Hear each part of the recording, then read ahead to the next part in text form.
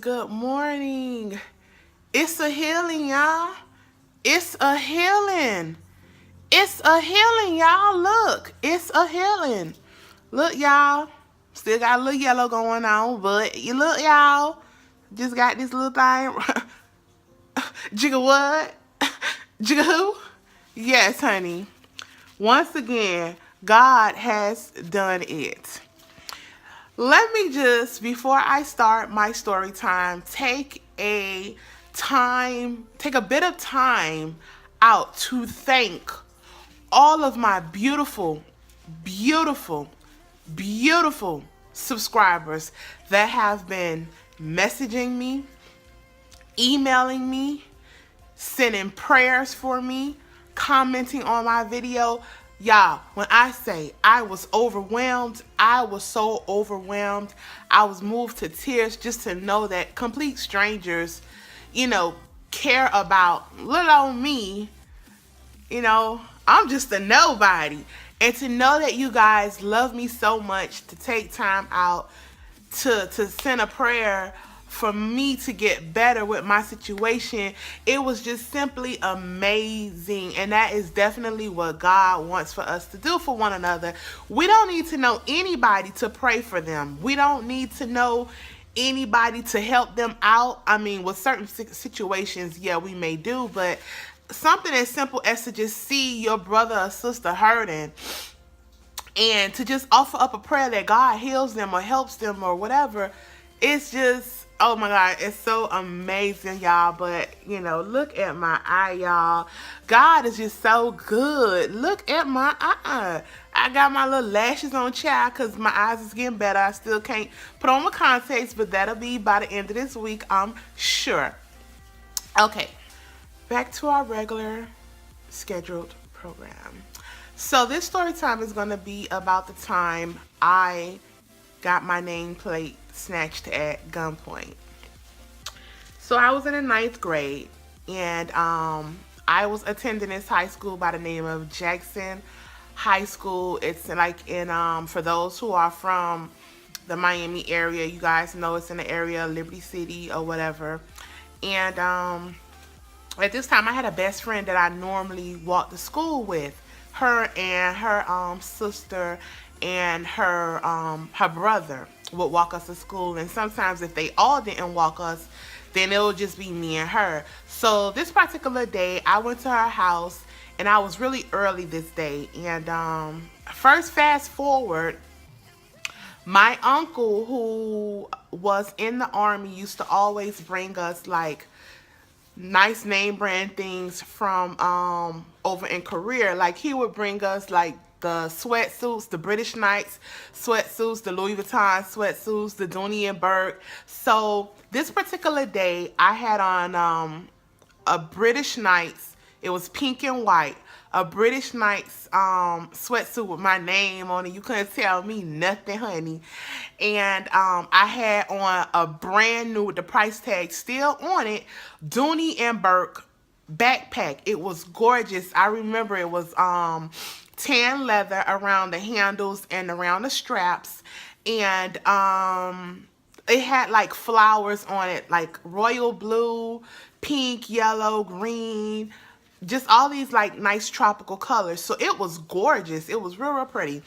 And I had on, I can't remember if it was a starter jacket or what, but whatever it was, there was like an inside pocket, and I had about maybe like $30 or something like that in my pocket. So I get to her house, and she's like, I'm not going to school today. So I'm like, why? I can't walk by myself. School was a little ways. I'm like, I don't want to walk by myself. Well, just go to school, and then if you don't want to stay, leave. But she still was like, no, I'm not going to go to school. And to this day, I promise you, I really think that she set me up. I'm not going to lie. I feel like she set me up, because she just was like, every day she went to school, and then all of a sudden this one day she didn't want to go to school. So, okay, fine, whatever.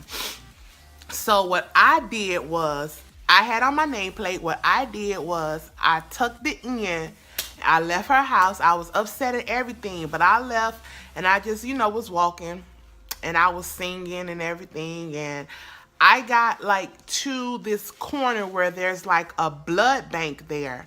And like before I got to the blood bank, I passed a guy, a white gentleman. His hair was blonde. It was kind of about like maybe right about here.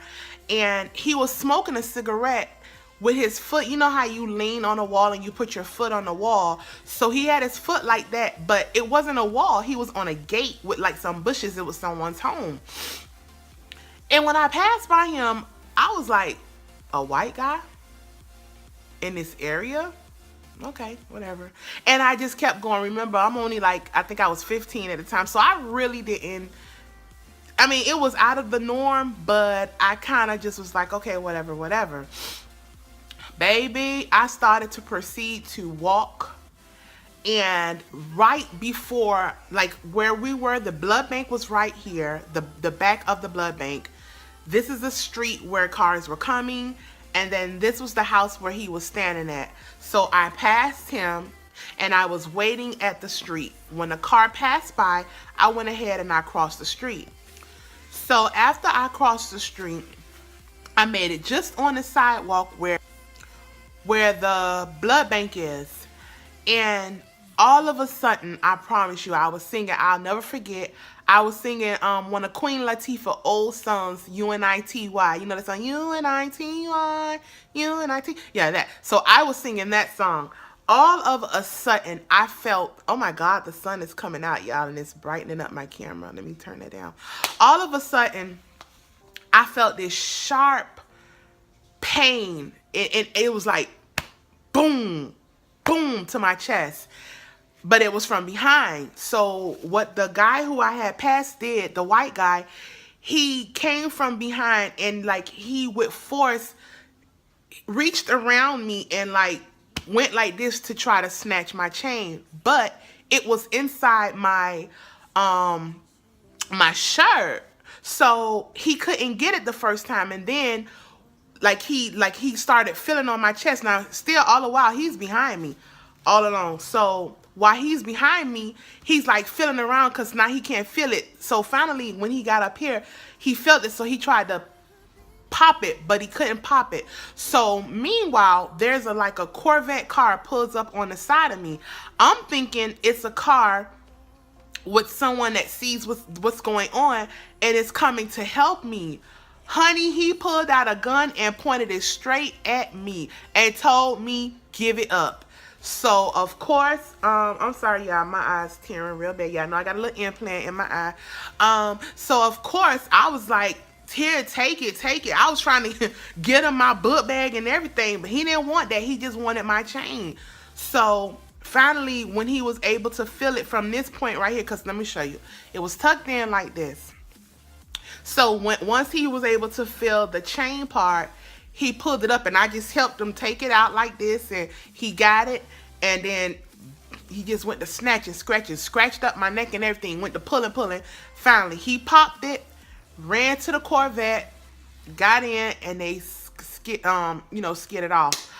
When they left, I was hollering and screaming, not because he stole my chain, but because the initial punch that he first gave me to try to pop the chain, it really was hurting. Like my chest was feeling like it was compressed, and I mean I was out of breath. And so there was these people across the street that were getting in the car. They were getting ready to take it was a family. It was a man, a lady, and a boy and a girl. They were getting ready to take, I guess, their kids to school or whatever. And so the lady was like, oh my God, are you okay? Did you just get robbed?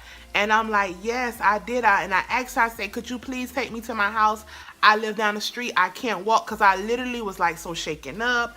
I was nervous and everything. And she was like, no, I don't want to be involved. And I was just like, all right, whatever. So I just started boohoo crying and I walked home. Luckily, my mom and my dad were both home when I got there. Now, let me tell you what my daddy did. When I told my daddy what happened, his first thought was to go to a place that we consider the flea market down here and buy me a bunch of jewelry, put it on me, and he wanted me to walk to school the next day with all the jewelry on. So I guess they can see me with more jewelry and try to rob me, and he can do whatever he was gonna do to them. Well, my mom, she's like me. She's a fighter. Her initial thing was to get in the car. She wanted me to give her a description of what their car was. And we rode around before we went to my school looking for these people, which we couldn't find them, thank God. And we got to my school. We made a police report since it happened on the way to the school. And you know, the police was asking me everything. Have I ever seen the people before? And I was like, no, no, no, no, no, no. I haven't never seen them before. None of that stuff. And so, you know, they basically kind of, you know, I feel like nothing was going to really happen. And like the next day when, cause like when I got home from school, I still didn't see my friend. Like, she usually come to my house and everything. She never came to my house. So I was just like, okay, well, maybe she really don't feel good. So the next day when we got ready to go to school, like, she was acting real fishy. Like, the conversation was real short with us. I told her what happened, and she was just like, oh my God, for real? Now, oh my God, girl, somebody robbed you. What happened? Oh my God, I'm sorry. She didn't do none of that. She was just like, oh my God, for real? They took your chain? And then I started thinking to myself, I was like, you know, the fact that nobody walked with me on that day, and it happens to be the day that I get robbed at gunpoint, I started thinking to myself, I said, you know what? I honestly believe that she has something to do with it. But I didn't want to really speculate because at that time, she was considered as my best friend. So, you know, I didn't want to think nothing like that. But I got my confirmation about maybe 3 weeks to a month later. I was talking with this guy, and he ended up like really liking me.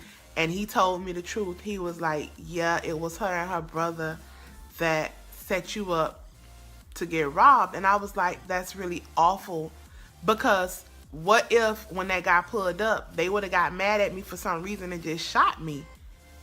And he was like, exactly. And that's why I'm telling you. He was like, you need to watch the company that you're keeping, because she's jealous of you, and that's why she had you to get robbed.